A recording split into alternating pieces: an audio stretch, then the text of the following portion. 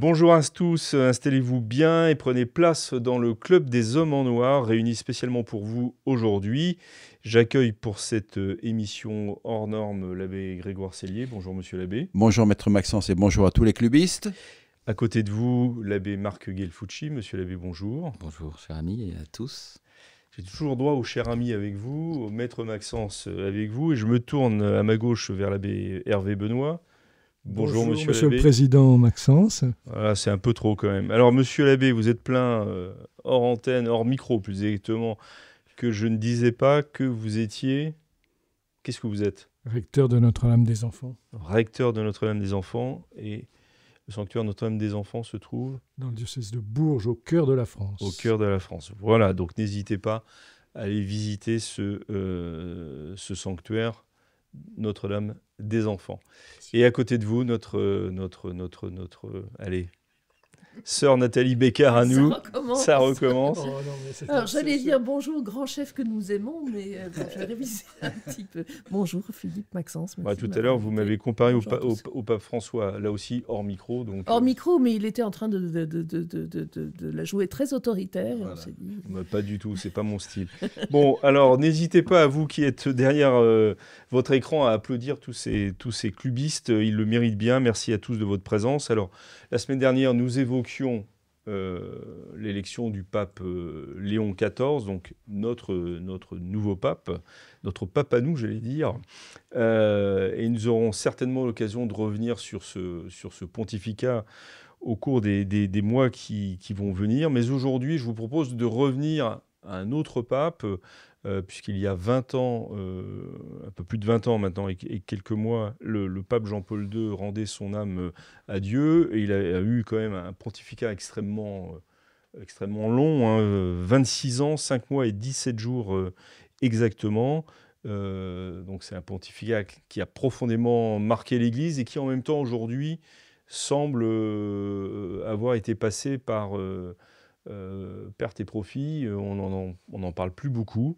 Alors qu'il y a eu énormément d'événements, de textes. Le pape Jean-Paul II a produit beaucoup de textes pontificaux.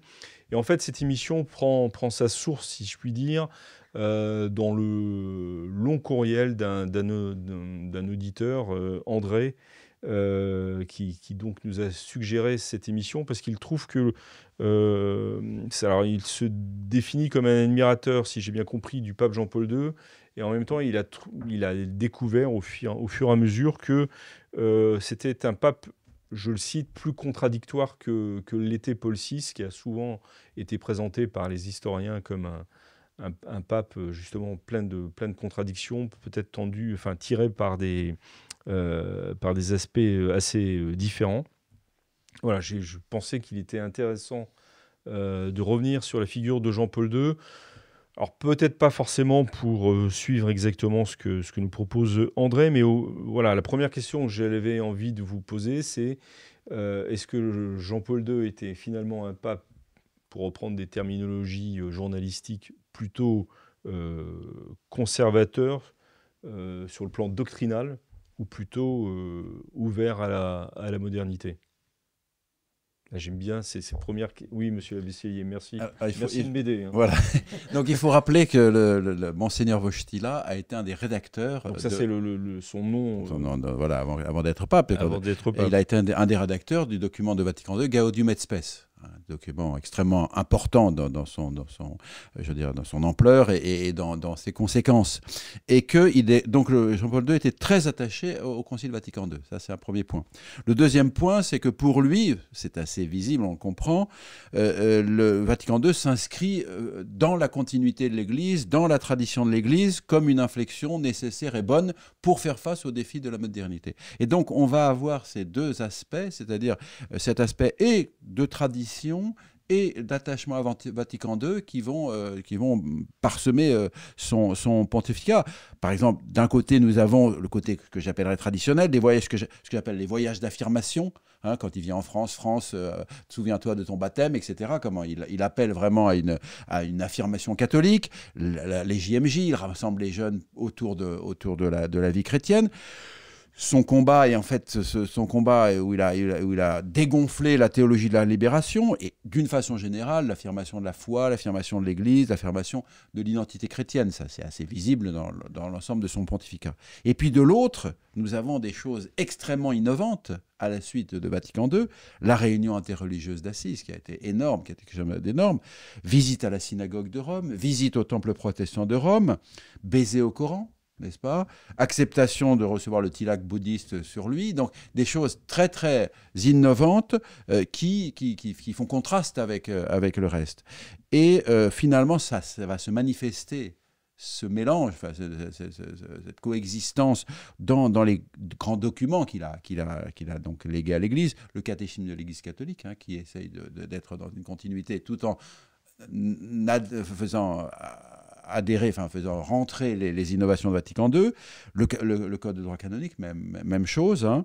Ces encycliques, je dirais, Fides et Ratio, etc., où il essaye d'harmoniser, et même ce que j'appellerais les documents ratzingeriens, qui ont été préparés par Ratzinger, tels que le futur Benoît XVI. Voilà, le futur Benoît XVI, tel que Dominus Jesus sur le fait que seul notre Seigneur était le Rédempteur, ou bien ce dont parlait la dernière fois notre camarade Gelfucci, l'abbé Gelfucci, Ordinatio Sacerdotalis de 1994, où effectivement, voilà, non, notre confrère, où effectivement, voilà. Donc, on a effectivement cette visée traditionnelle et l'acceptation de la nouveauté de Vatican II comme une inflexion nécessaire et à harmoniser avec des résultats qui sont peut-être pas toujours très convaincants, mais enfin, en tout cas, une tentative. À part l'ultime venenum in coda de l'abbé Sellier, je signe des deux mains sur tout ce qui... C'est-à-dire sur le fait que les résultats ne sont pas forcément à la hauteur de... Mais pour le reste, sur l'analyse du pontificat, je m'y retrouve tout à fait sur le fait qu'il a vécu, alors peut-être pas une contradiction, mais cette tension, forcément, qu'il existera jusqu'à la fin des temps, de l'héritage de l'Évangile, de l'enseignement de l'Église le plus traditionnel, mais qu'il faut offrir au monde à nouveau frais. Je crois qu'il y a Et vous ne citez pas Vatican II, là, du tout. Vous dites l'Évangile. Si, mais je comprends. Non, mais puisque l'abbé Sellier ayant tout dit sur... Oui, c'est ça. C'est un peu pénible, hein, d'ailleurs. On est d'accord. Je vous laisse... Et l'émission est terminée, je vous remercie. Ah, Jeanne voulait quand même intervenir. Non, mais je crois que ça a été le but profond, son but profond, et à toute cette génération qu'il a rassemblée autour de lui, d'évêques, de faire cette synthèse. Voilà, synthèse, mais vous le voyez malgré tout, sur le plan doctrinal, j'insiste pour qu'on... Veritatis Splendor, l'abbé Sellier a oublié Veritatis Splendor, qui est quand même, à mon sens, la plus grande et la plus belle de toutes les encycliques de Jean-Paul II. On a l'enseignement le plus traditionnel de la morale de l'Église, présenté... Voilà, d'une façon peut-être un peu plus moderne ou dans le langage qui s'adresse aux hommes de ce temps. Donc vous le voyez plutôt comme un pape conservateur sur le plan doctrinal? Non, je vois un homme qui est... Oui, mais je déteste le mot conservateur. Mais vous avez raison, c'est pour ça que j'essaye de vous le faire dire. Oui, mais je ne le dirai pas, ça me fait penser à les sardines dans une boîte, quoi. Elles sont bien conservées.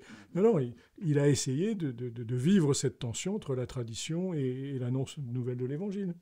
Voilà, et l'équilibre est toujours difficile, et voilà, et je pense que c'est... Moi, ce que je retiens aussi de Jean-Paul II, c'est que derrière tout ça, il y a l'éclairage de sa confrontation personnelle avec les deux grands totalitarismes du XXe siècle en Europe, le communisme, et stalinisme et le nazisme, sur fond de dénonciation aussi des excès du capitalisme. Voilà. Je pense qu'il faut aussi inscrire ça. Bien sûr. Jeanne, vous vouliez... Alors, petite mise en garde, je ne suis pas totalement objective à l'égard du pape Jean-Paul II. Vous nous mettez en garde, en fait. Oui, parce que je lui dois beaucoup de grâces, et des grâces étonnantes et inattendues. Et donc, vraiment, j'ai une vénération pour lui, je dois le dire. J'abonde complètement, évidemment, je partage tout ce que vous avez dit, monsieur l'abbé Sellier. Je pense qu'il faut quand même parler de ce combat, de cette définition par Jean-Paul II de la culture de mort. Et là, je pense qu'il a vraiment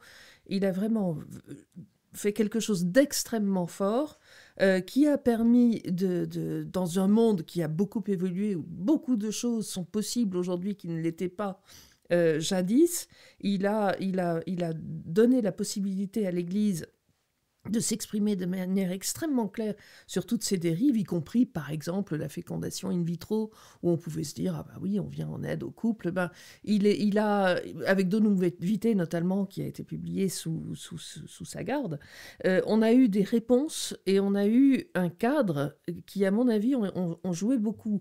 Et je voudrais ajouter que lorsque j'ai été étudiante, nous travaillions l'encyclique, nous étudions en commun l'encyclique Familiaris, ou l'exhortation peut-être. Familiaris Consortio. Je peux vous dire que de tous ces amis qui avons travaillé là-dessus, je n'en connais pas qui soient divorcés aujourd'hui. Et je pense qu'il a réellement eu une influence dans un petit monde chrétien, dans un petit monde catholique.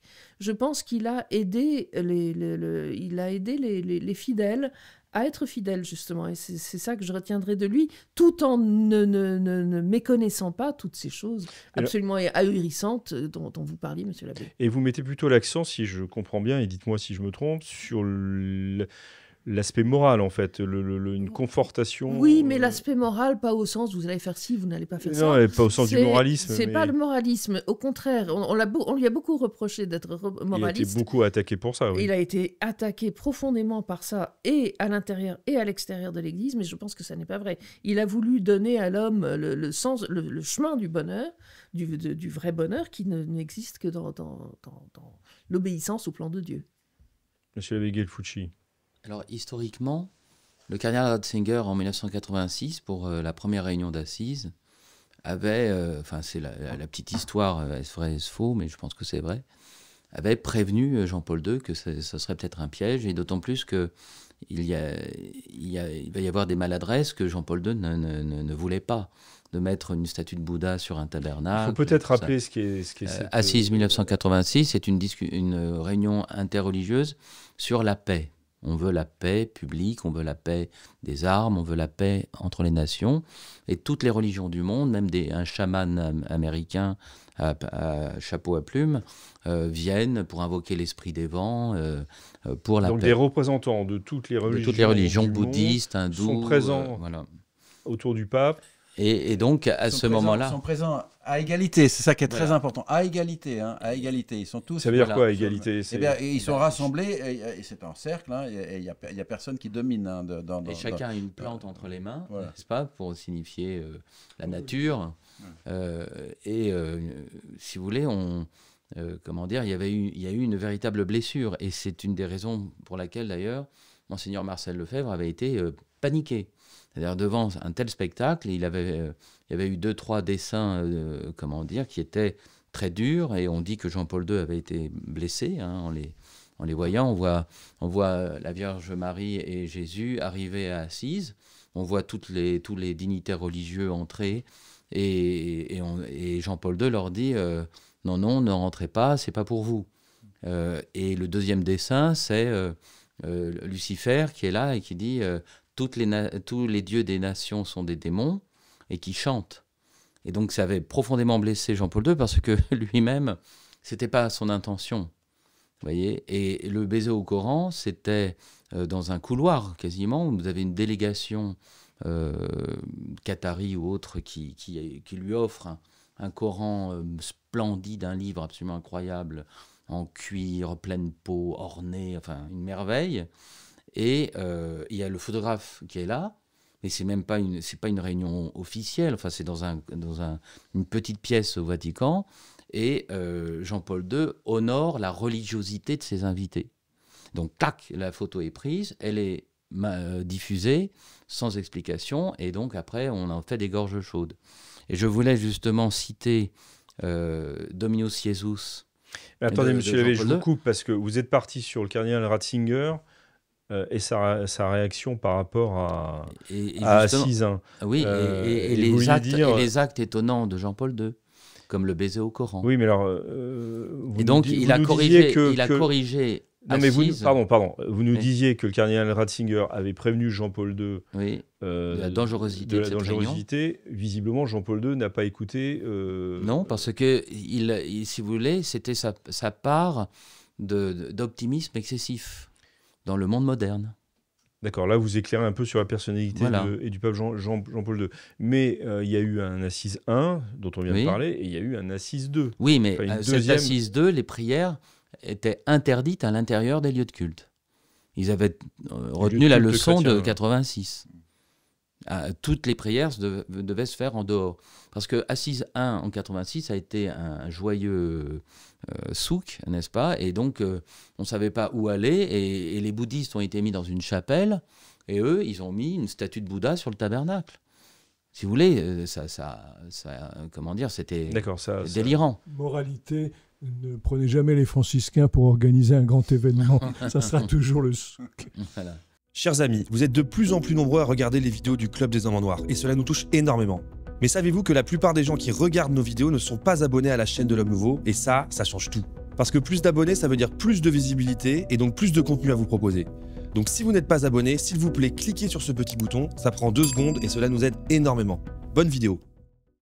Et pour aller dans le sens de l'abbé Sellier, je m'arrête là, le cardinal Ratzinger va travailler avec le pape, et le pape, va écrire par le cardinal Ratzinger la parité, c'est-à-dire que tout le monde a égalité dans les religions.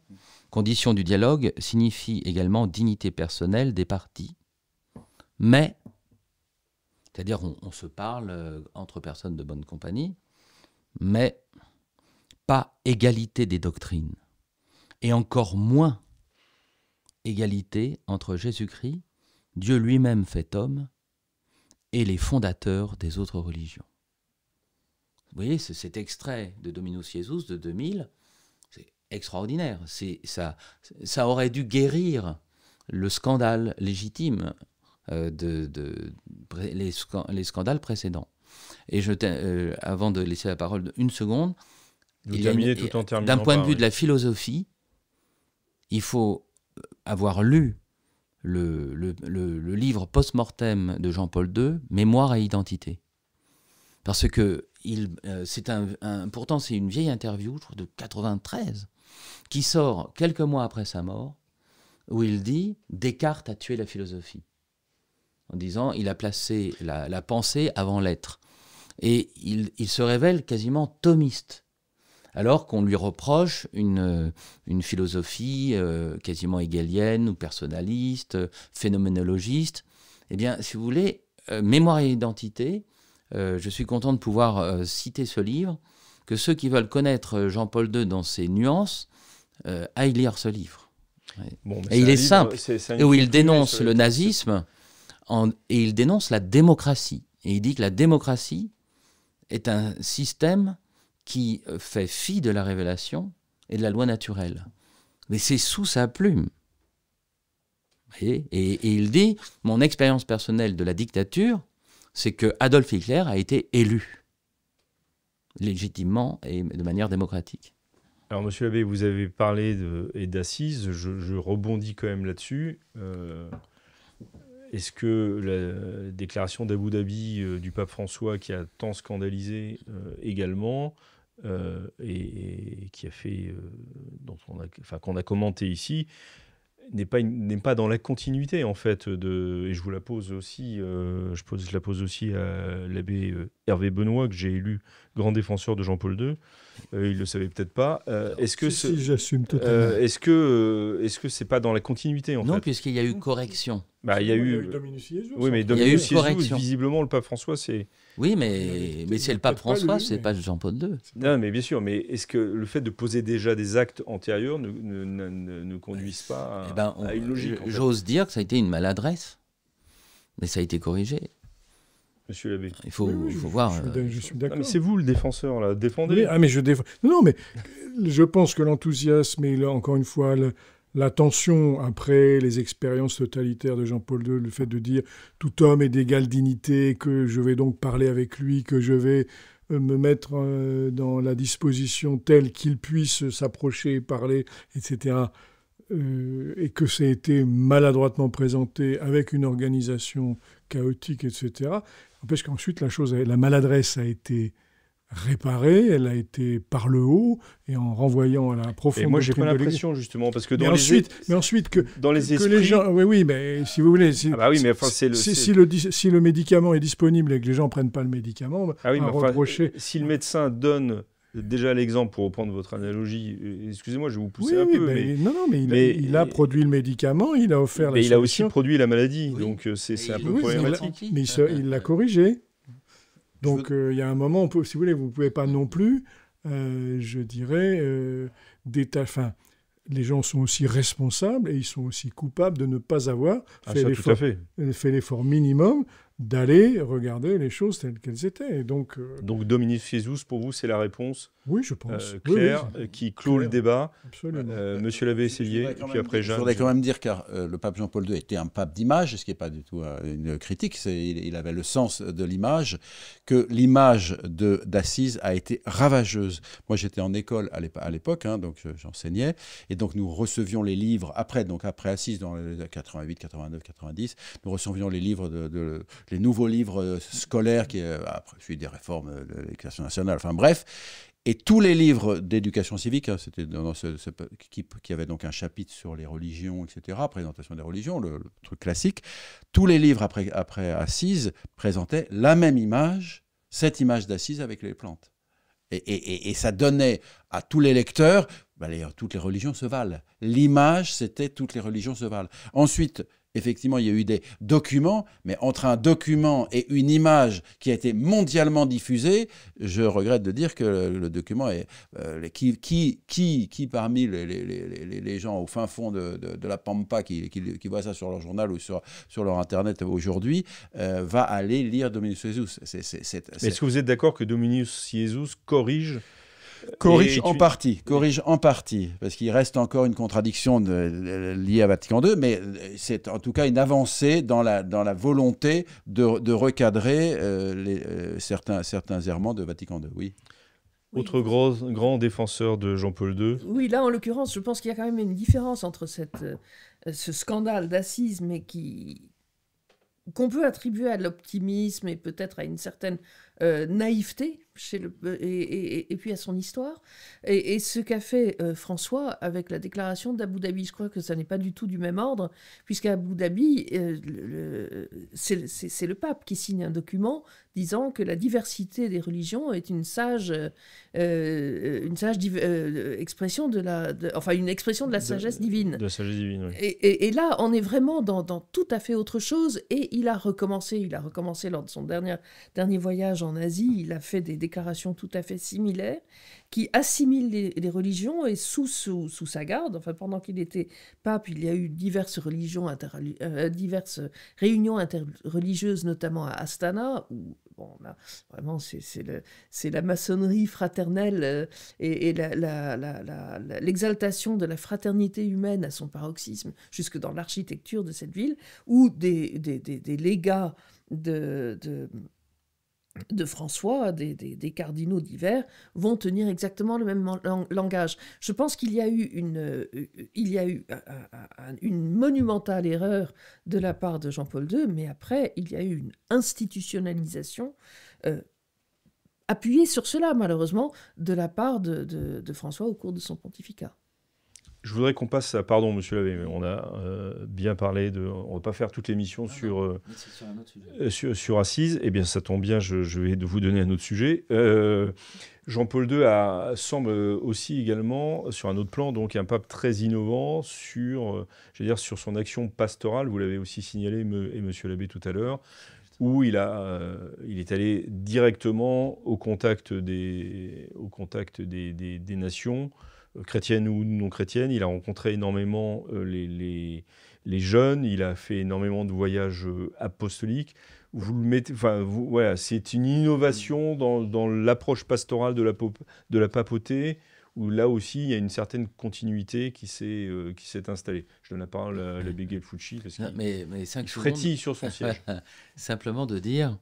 Mais restez dans mon sujet. Oui, il y a des fruits de cette action pastorale. Il a visité le monde entier. Alors on va se dire, c'est un peu dans sa personnalité un peu démonstrative, mais il a consolidé un peu partout l'image pontificale, Alors, avec le risque, bien sûr, qu'un pape puisse abuser de son autorité pontificale plus tard pour influencer, mais il a fait une restauration par rapport à des conférences épiscopales qui étaient justement, qui pouvaient déjà un peu se détacher. Il les a recentrés. Se détacher de Rome, vous voulez dire? Oui. Et en plus, il a, par sa présence multipliée, il a forgé tout un clergé. Parce que moi, ce que je constate... Ce qu'on appelle la génération Jean-Paul II, en fait. C'est un fait. C'est-à-dire que vous avez toute une partie des séminaires qui se sont recentrés sur la piété, sur justement une certaine morale, mais une morale qui n'est pas une morale « tu dois faire ci, tu dois faire ça », une morale fondée, expliquée, avec ses causes. Parce qu'il faut voir comment il explique les choses. Hein. Donum Vitae ou Veritatis Splendor, c'est quand même quelque chose quand on le lit posément. Et les professeurs de théologie morale ont pu développer tout cet enseignement. Et vous avez donc, dans le monde entier, des jeunes hommes qui ont vu le pape, qui se sont entrés au séminaire, et qui... Ça a été un élan. Et d'ailleurs, ça a été une source de vocation qui, avec Benoît XVI, a été encore couronné, en quelque sorte, par son aspect très paisible, un peu moins communicant que Jean-Paul II. Et ensuite, il y a eu un peu de brouille, enfin de choses pas nettes, qui et de nos jours, hein, on peut dire hein, que quand vous avez le clergé de 30-40 ans, eux ont bénéficié de cette activité pastorale dont vous parlez, et il y a ensuite une baisse. On voit toutes ces générations de prêtres nourris par Jean-Paul II et couronnés par Benoît XVI, et puis après, c'est moins enchanteur. Vous voyez, mais c'est pas une question d'enchantement ou de communication. Mais ces prêtres n'ont pas disparu, ils sont toujours là. Il y avait quand même de la grâce, et ils sont toujours là.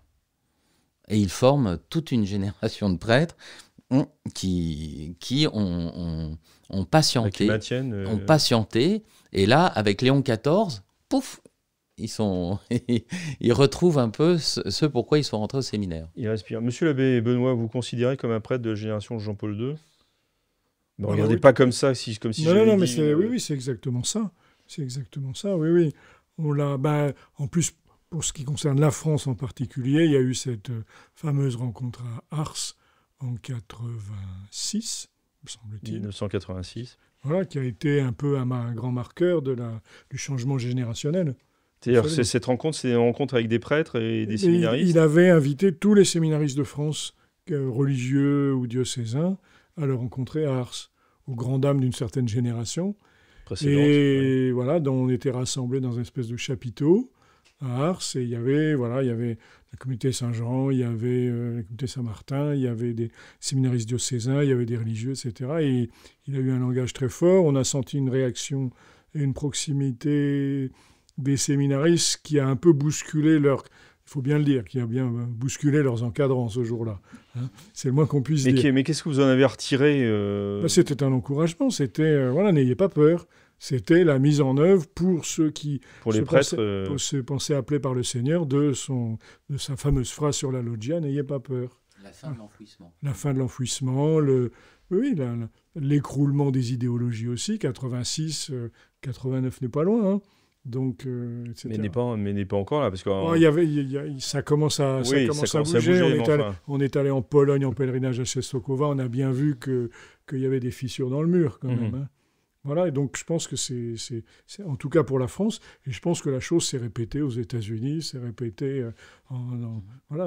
Et sur l'aspect pastoral d'un Jean-Paul II qui voyage et qui va comme un missionnaire justement à travers toutes les nations. Je dirais il y a un aspect très technique. Enfin, je veux dire même que les Portugais, grâce à la boussole et au gouvernail des Tambours, partent explorer le monde. Lui, il a à sa disposition l'avion à réaction qui fait que en quelques heures. Non, mais vous voulez dire que c'était pas forcément possible. Non, c'était pour les papes précédents, ça devient possible techniquement. Mais l'homme était porté à ça aussi. Oui. Enfin, l'homme, Jean-Paul II, je veux dire. Moi, il m'a semblé qu'il ne faisait que ce que les évêques faisaient à cheval, en voiture automobile. Il a juste profité des moyens de communication du monde moderne. Non, mais pour moi, il est évident que sa personnalité et la situation de l'Église, parce qu'on avait vécu quand même un pontificat de Paul VI extrêmement difficile, complexe, et qui s'est terminé, le Paul VI pendant plusieurs années ne faisait plus rien, puisqu'il était extrêmement malade. Donc un homme jeune, entreprenant, médiatique, il a quand même été formé par le théâtre, donc il savait se positionner, il savait dire les choses au bon moment, comme vous dites, n'ayez pas peur, France, souviens-toi de son baptême, c'est des slogans exceptionnels. Solidarité en Pologne, voilà. Qui a fait le simple mot d'avoir dit la solidarité, ça a tout cristallisé en Pologne, les Polonais le racontent aujourd'hui. Voilà. Et effectivement, il a considéré que dans la situation, aller à la rencontre, chanter, si vous voulez, les conférences épiscopales, aller à la rencontre directe du peuple chrétien, des prêtres, des évêques, avait du sens et avait de la réalité pastorale. Et donc, c'était ce que j'appellerais une manœuvre, enfin une façon de faire qui me paraît, je dirais, innovante, oui, mais une innovation de forme, une innovation de situation qui ne touche pas au fond, qui ne touche pas à la doctrine, qui ne met pas en cause la doctrine. Donc, c'est pas sur ce plan-là que je vais le critiquer. Je pense que c'était habile, intelligent, bien vu. Alors, il n'est pas forcé que ses successeurs doivent faire la même chose, parce que la situation a évolué, etc., mais en tout cas, dans la situation où il était, il a certainement fait bouger les choses dans un sens qui à certains égards, a été positif et a empêché, effectivement, nous parlions la dernière fois de cet anglicanisme de l'Église, il a certainement, je dirais, rassemblé et rapproché du siège central romain des églises qui étaient en train de dériver. Ça me paraît évident. L'efficacité de sa pastorale. Je pense que beaucoup de gens qui sont aujourd'hui engagés dans le combat pro-vie doivent cette vocation et cette action à ce qu'il a dit et à ce qu'il a prêché. Donc je pense qu'il y a eu, ne serait-ce que sur ce plan-là, beaucoup de retombées positives. Et j'observe aussi que dans ce mouvement pro-vie, peu à peu, eux, ils sont dans la culture de vie. Et ils arrivent assez facilement au culte traditionnel, comme s'il y avait. Là, vous parlez surtout des Nord-Américains. Des Nord-Américains, par exemple, mais pas seulement. Et il me semble bien qu'il y a eu un appel de la part de Jean-Paul II. Les jeunes que nous étions à l'époque, eh bien, nous étions touchés par ça. Et nous avions envie de nous engager dans une vie correcte, dans une vie répondant à l'appel de Dieu, aussi par ce qu'il avait dit. Ça, c'est plutôt personnel. Donc, oui, ça, Oui. Mais donc, de ce point de vue-là, son efficacité de ces voyages et de ces... Je pense que ces voyages ont été très contrastés. Pour reprendre un peu l'idée du sujet de cette émission, très contrastés, parce qu'il y a eu beaucoup de grand n'importe quoi dans les JMJ. Tout le monde, ça s'est passé avec son lot de scandales, etc., avec une promiscuité des jeunes. Il y a eu beaucoup de choses, et on peut dénoncer le caractère très moderne des liturgies qui ont présidé à ces affaires. Mais je pense qu'il y a eu aussi de réelles vocations qui sont nées là. Alors, un certain nombre de critiques, parce que Jean-Paul II n'a pas manqué de critiques à droite et à gauche, ou à gauche et à droite, comme vous voulez, mais beaucoup ont dit finalement il voyage parce qu'il ne gouverne pas. Enfin, lui ont reproché de sortir énormément du Vatican et de ne pas réellement gouverner l'Église. C'est une accusation exagérée, fausse. Je dirais que c'est une accusation structurelle. Soit vous êtes sur le terrain et vous n'êtes pas à votre palais, soit vous êtes à votre palais et vous n'êtes pas sur le terrain. D'accord. Non, mais je veux dire, merci, monsieur l'abbé. Encore une fois, tous les chefs sont confrontés à cela. Je dirais, admettons dans une congrégation, est-ce que le chef va aller rencontrer ses prêtres ou ses religieux, ou bien est-ce qu'il va être à faire des décrets, si je puis dire. Bon, le pape Jean-Paul II a pris cette dimension. Il a forcément laissé des dossiers de côté derrière lui, parce qu'on ne peut pas être au four et au moulin en même temps. Mais je ne considère pas que ça soit... Enfin, on peut le critiquer, on peut lui dire il aurait mieux valu...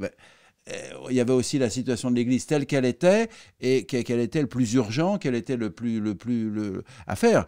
Moi, personnellement, effectivement, j'aime bien quand on est chez soi et qu'on prépare méthodiquement telle ou telle chose, mais admettons que vous preniez une loi quelconque, si elle n'est pas reçue, ça ne sert à rien. Et là, il est allé porter, n'est-ce pas, ce qu'il faisait auprès des gens, et encore une fois, avec des slogans, hein, c'est en partie quelque chose qu'il a bien maîtrisé, et qui a suscité de l'enthousiasme, de l'adhésion, et qui a obligé en particulier des épiscopats, à cause du fait que les fidèles et les prêtres étaient enthousiasmés, à suivre le mouvement, même un petit peu contre leur gré. Et c'est une chose qui est importante, parce qu'à ce moment-là, ce qu'il va proposer venant d'en haut passera mieux. Passera mieux. Donc c'est une certaine réussite politique. Je pense que politiquement, c'est une certaine réussite.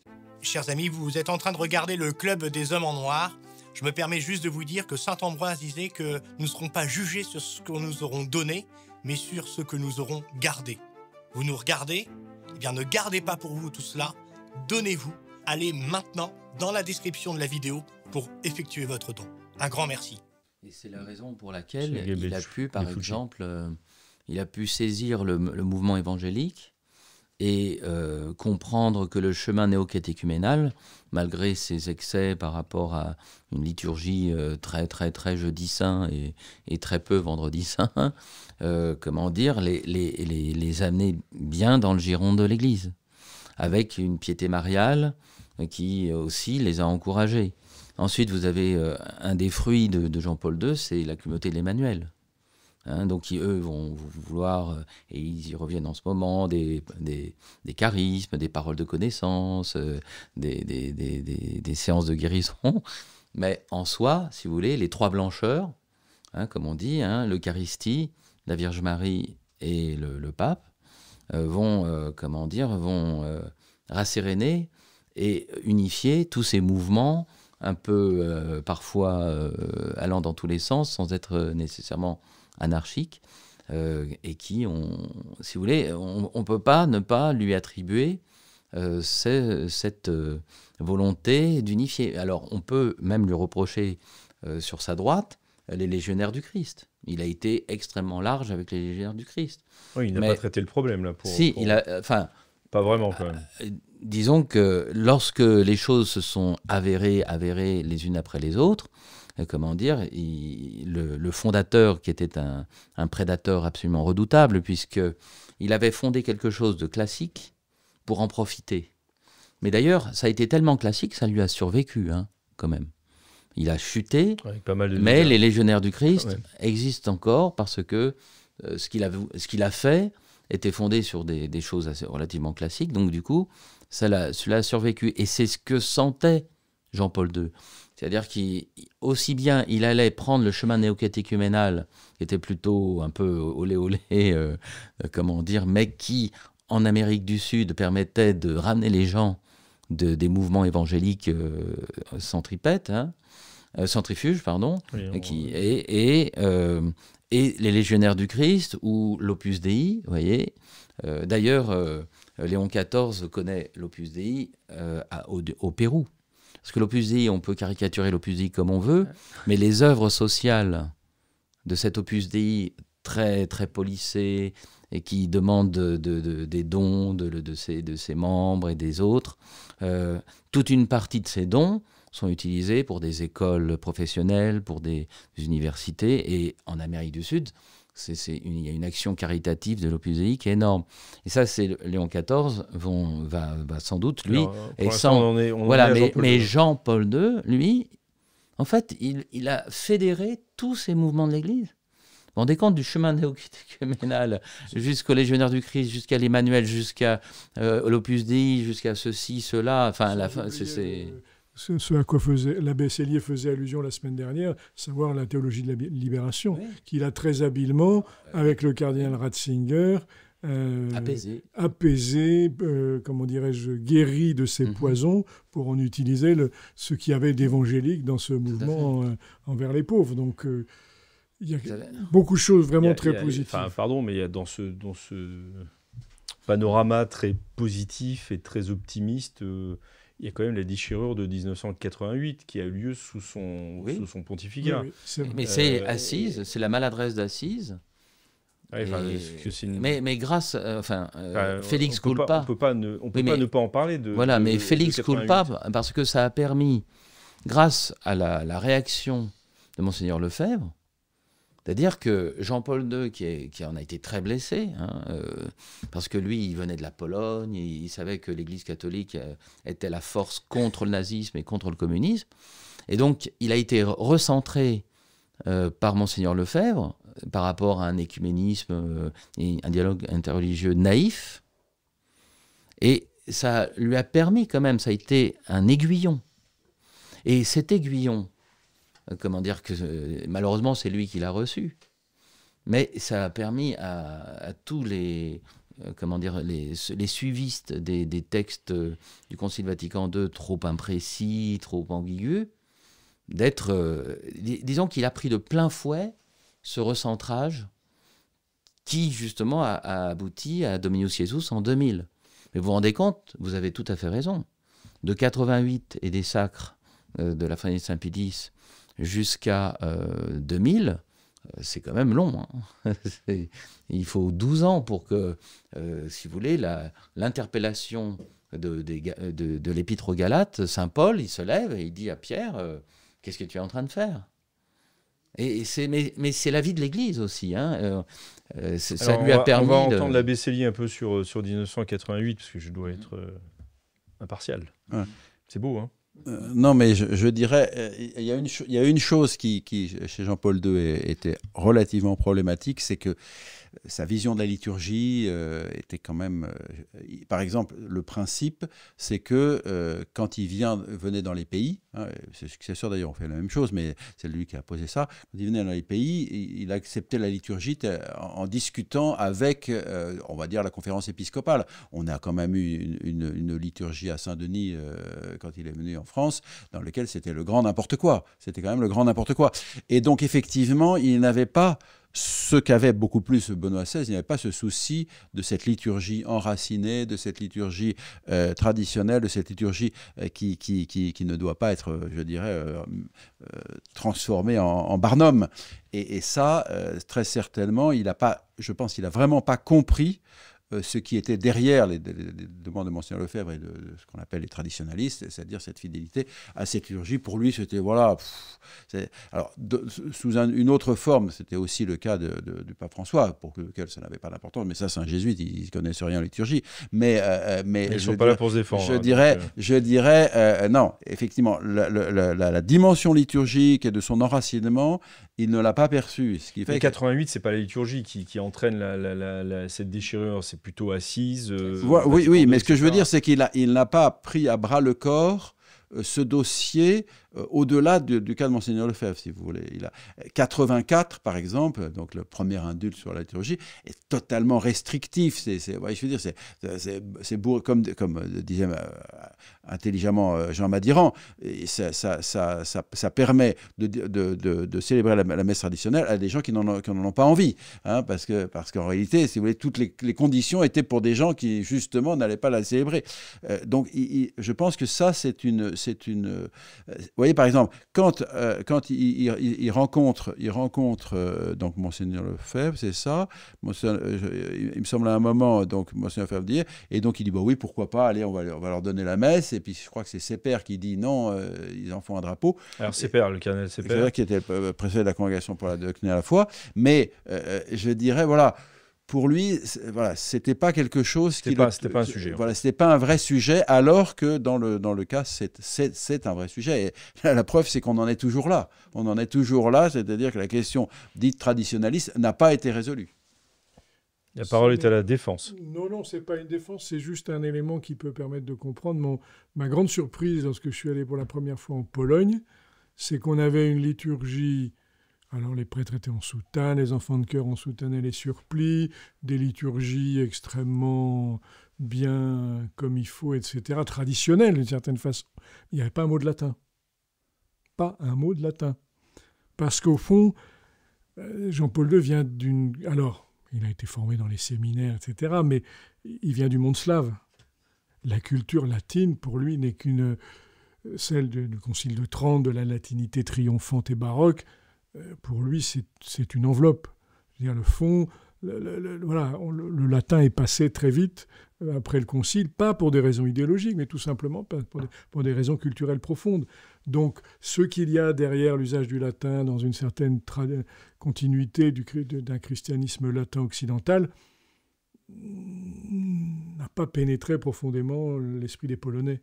Ce qui fait que, voilà, on a laissé tomber le latin, encore une fois, pas par idéologie progressiste ou par rejet de la tradition, mais tout simplement parce que c'est considéré comme un élément superficiel de la tradition.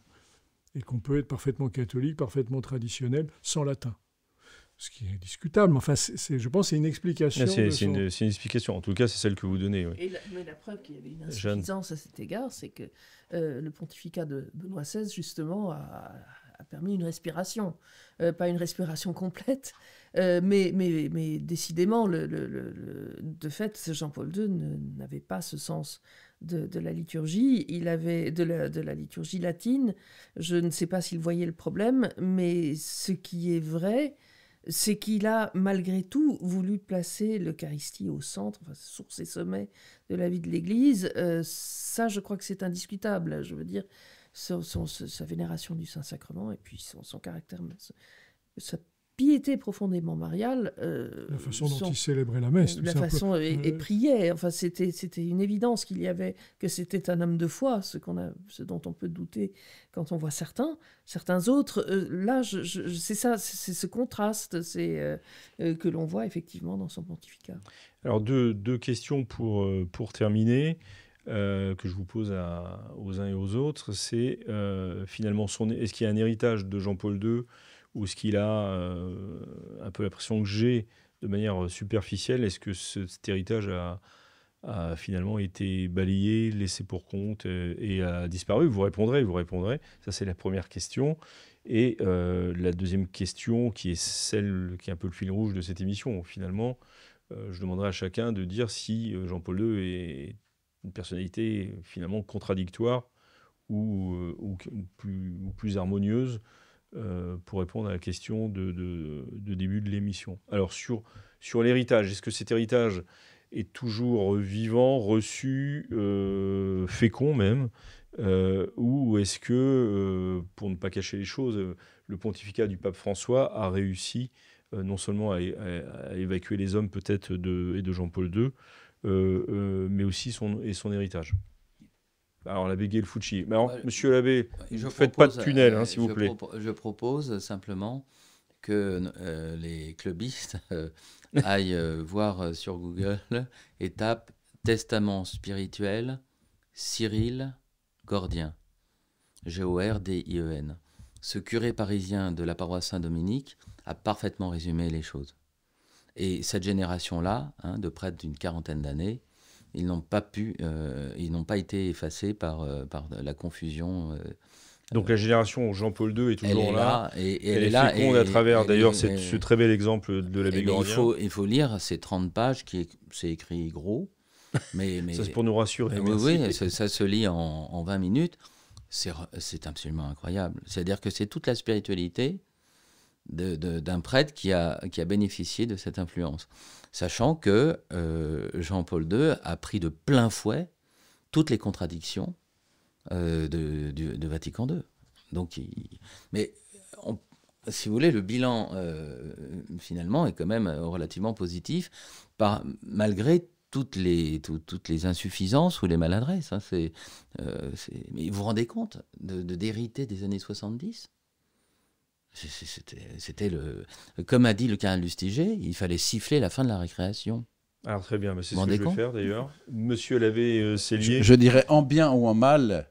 Sur l'héritage. Les pontificats actuels sont les héritiers de Jean-Paul II. Le Code de droit canonique, le catéchisme de l'Église catholique On a eu quelques petites encycliques récentes, mais la base, non, mais je veux dire, la base, c'est quand même les encycliques de Jean-Paul II qui structurent le débat. Ces documents, ce que j'ai appelé les documents ratzingeriens, sont toujours là présents, même si on en discute que ceci.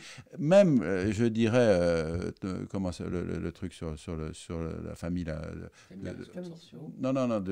de François là, comment Amoris Laetitia, se positionne par rapport à l'héritage moral de Jean-Paul II. Non, en bien ou en mal... Cet héritage est toujours là. Cet héritage est structurant. On peut effacer, gratter le nom de Jean-Paul II sur des monuments, mais ça ne change pas que ces monuments ont été établis par lui. Je suis sûr que vous êtes d'accord. J'espère ne pas anticiper sur ce que dira Jeanne Smith, mais je pense qu'en particulier, tout ce qui relève de l'anthropologie du corps, de la théologie du mariage, etc., ça reste comme un héritage indépassable et qui demeure et qui inspire beaucoup de familles et beaucoup de chrétiens. Et puis, bien sûr, le combat pro-vie, évidemment. Donc, héritage toujours vivant, toujours là. Oui, alors, bien sûr, la génération passe, on commence à vieillir, mais... À qui le dites-vous ? Mais...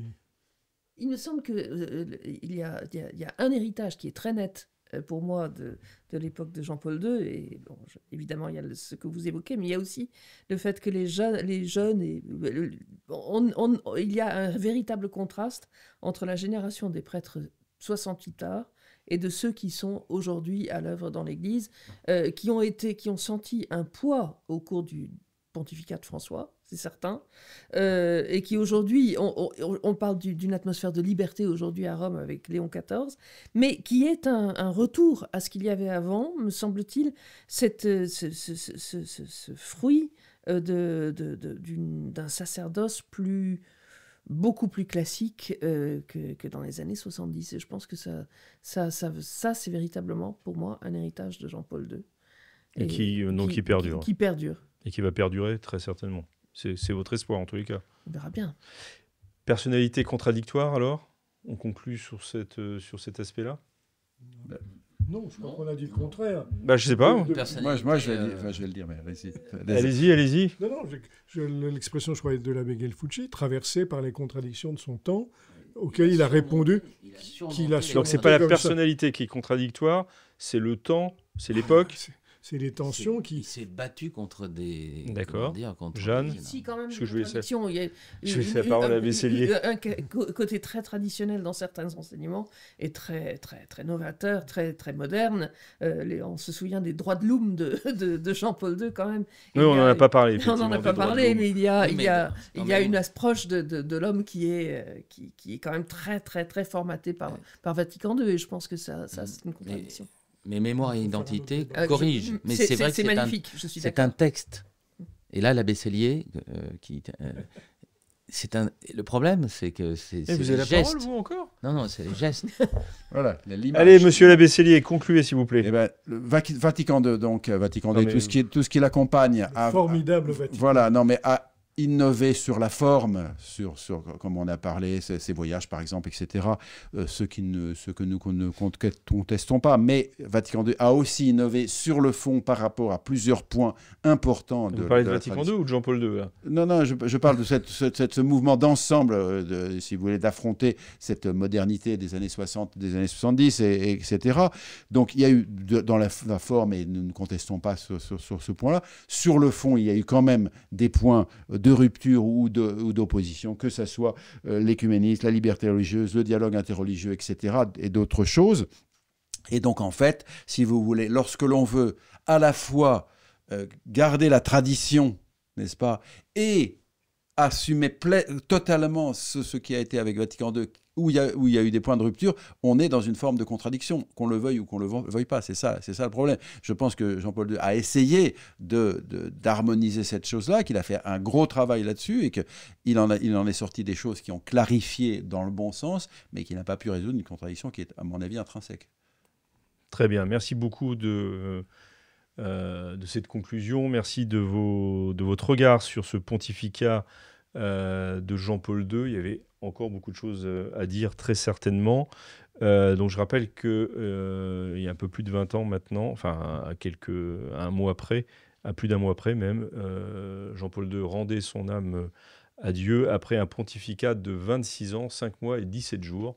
Je suis allé sur Internet pour vérifier.